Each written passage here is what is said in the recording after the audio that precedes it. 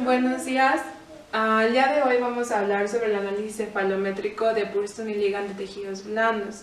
Como sabemos, este análisis es importante, al igual que los otros análisis cefalométricos que utilizamos a lo largo del semestre para poder establecer un diagnóstico adecuado a nuestro paciente. Este análisis cefalométrico en específico es importante debido a que mediante él podemos hacer las predicciones quirúrgicas que vamos a realizar en el paciente, ya sea de maxilar, de mandíbula o de mentón. Para poder conocer más sobre este análisis cefalométrico tenemos que conocer los puntos cefalométricos que localizaremos en nuestro paciente. Los primeros puntos a localizar es el punto nasion y el punto silla. El punto nasion lo ubicamos de la unión del hueso frontal con el hueso nasal. El punto silla localizamos en el centro de la silla turca. El punto G o glabela lo localizamos en el punto más prominente de la frente. El punto CM o columela es el punto más anterior de la columela de la nariz.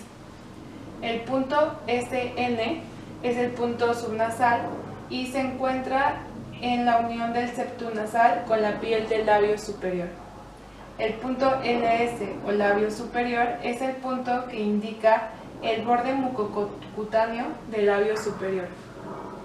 El punto STMS corresponde al estomión superior y es el punto más inferior del labio superior. El STMI corresponde al estomión inferior y corresponde al punto más superior del labio inferior. El punto LI es el labio inferior y corresponde al borde mucocutáneo del labio inferior. El punto SI es el surco mentolabial y es el punto en la mayor concavidad entre el labio inferior y mentón. El punto PG es el punto pogonion de tejidos blandos, es el punto más anterior del mentón. Recordemos que igual existe un punto pogonion de tejidos duros, a diferencia de este va a estar expresado con una apóstrofe posterior. El punto C, que es el punto cervical, que es el punto más interno entre el área submental y el cuello. El punto mentón de tejidos blandos, que va a ser una proyección del mentón de tejidos duros, localizado en donde termina el borde mandibular y el borde de la sínfisis mentoniana. Y el punto GN o nation de tejidos blandos, que se localiza trazando una línea que va del punto SN al punto PG proyectada y del punto C al punto ME proyectada. La unión o la intersección de estas líneas nos dan el punto GN. Una vez que obtenemos estos puntos, vamos a comenzar con las medidas que nos solicita dicho análisis. La primera medida que nos solicita es el ángulo de la convexidad facial. Esta se obtiene trazando una línea que va del punto G al punto SN y del punto SN al punto PG. Con ayuda de nuestro protractor medimos dicha medida angulada y nos debe de dar una medida de acuerdo a la norma de menos 12 grados con una desviación de más menos 4 grados. Una medida aumentada nos indica que el paciente es clase 2 y una medida disminuida nos indica que el paciente es clase 3 esquelético. Para obtener la medida de prognatismo maxilar debemos utilizar el punto SN y el punto S y el punto N, trazar un plano que une dichos puntos y proyectar este plano 7 grados con ayuda del protractor igualmente. A este plano proyectado le llamaremos horizontal verdadera. Nos basamos en la horizontal verdadera, utilizamos el punto glabela y trazamos la glabela vertical. La glabela vertical nos va a ser de gran ayuda en muchas medidas de este análisis cefalométrico. Para obtener el prognatismo maxilar, ubicamos el punto SN y lo medimos respecto a la glabela vertical. La norma es de 6 milímetros con una desviación de más o menos 3 milímetros. Una medida aumentada nos indica que debemos realizar un retroceso maxilar y una medida disminuida que debemos de realizar un avance maxilar. Para obtener el prognatismo mandibular utilizamos igualmente la glabela vertical, pero a diferencia de la medida anterior nos basamos en el punto PG o Pogonium de tejidos blandos. La medida debe ser de acuerdo a la norma de 0 milímetros con una desviación de más o menos 4 milímetros. Una medida aumentada nos indica un prognatismo mandibular y una medida disminuida un retrognatismo mandibular. El ángulo garganta y tercio inferior lo obtenemos trazando una línea del punto SN al punto GN y del punto GN al punto C. Obtenemos la angulación de dichas líneas y obtenemos una medida de acuerdo a la norma de 100 grados con una desviación de más o menos 7 grados. Una medida aumentada nos indica que no debemos disminuir la proyección del mentón y una medida disminuida que podemos o no disminuir la proyección del mentón.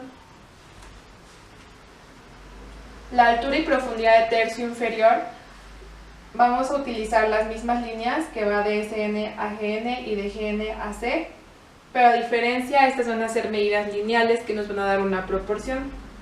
El resultado de SN a GN lo vamos a dividir entre C a GN y nos va a dar una proporción de 1.2 sin ninguna desviación.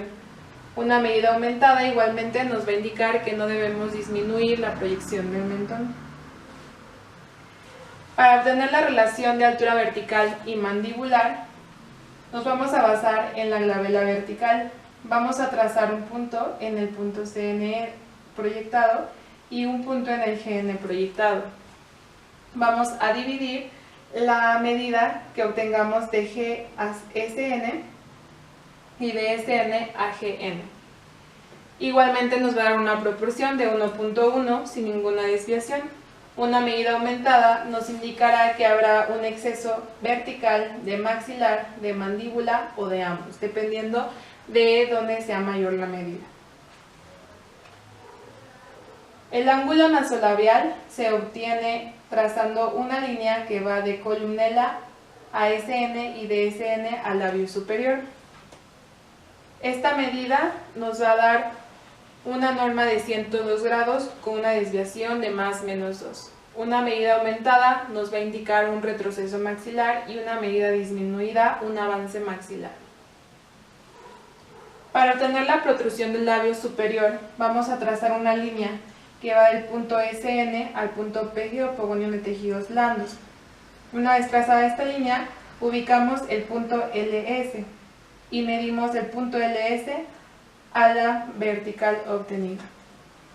Nos va a dar una medida de 3 milímetros con una desviación de más o menos 1. Una medida aumentada nos va a indicar que el labio superior está protruido y una medida disminuida que el labio superior está retruido. Para la protrusión del labio inferior nos basamos en la misma línea que trazamos para la protrusión del labio superior, pero ubicamos el punto LI o el labio inferior. Medimos la distancia que hay de LI a SNPG y debemos obtener una medida de 2 milímetros con una desviación de más o menos 1. Una medida aumentada nos indicará un labio inferior protruido y una medida disminuida un labio inferior retruido. Para obtener el surco mentolabial debemos de trazar una línea que va del punto LI al punto PG. Posteriormente ubicamos el punto SI, que la mayoría de las veces va a estar por detrás de la línea, por lo que nos va a dar un resultado negativo. La norma es de menos 4 milímetros con una desviación de más o menos 2 milímetros. En la interpretación de dicha medida nos va a indicar que el avance de mentón profundiza dicha medida y la retrusión del mentón lo disminuye. Para obtener la relación vertical labio-mentón nos basamos nuevamente en la glabela vertical. Proyectamos el punto SN a la glabela vertical y el punto STMS a la labela vertical, al igual que el punto STMI a la labela vertical y el punto GN a la labela vertical. En la mayoría de las veces el punto STMI y el STMS van a coincidir. Es una medida que igual nos indica proporción, por lo que vamos a dividir la medida que nos dé SN a STMS entre STMI a GN. La norma nos indica que nos va a indicar una proporción de 0.5 sin ninguna desviación, lo que nos va a indicar que si está disminuido deberemos de realizar una reducción del mentón verticalmente. Para la medida de exposición del incisivo superior, vamos a ubicar el borde incisal del incisivo superior. Esta medida verticalmente la vamos a proyectar sobre la labela vertical hacia STMS. Medimos verticalmente dicha medida y nos debe de dar, de acuerdo a la norma, una medida de 2 milímetros con una desviación de más o menos 2 milímetros. Esta medida es la llave para determinar el exceso vertical del maxilar. Nos va a indicar si existen mordidas abiertas o mordidas profundas y si debemos de realizar un ascenso o un descenso quirúrgico posterior del maxilar. El espacio interlabial se va a realizar entre el punto STMS y el punto STMI. Como mencionábamos anteriormente, la mayoría de las veces estos puntos coinciden, por lo que la mayoría de las veces la medida va a ser de 0 milímetros. Cuando hay mordidas abiertas o incompetencia labial, esta medida va a estar aumentada. La norma nos indica que debería medir 2 milímetros con una desviación de más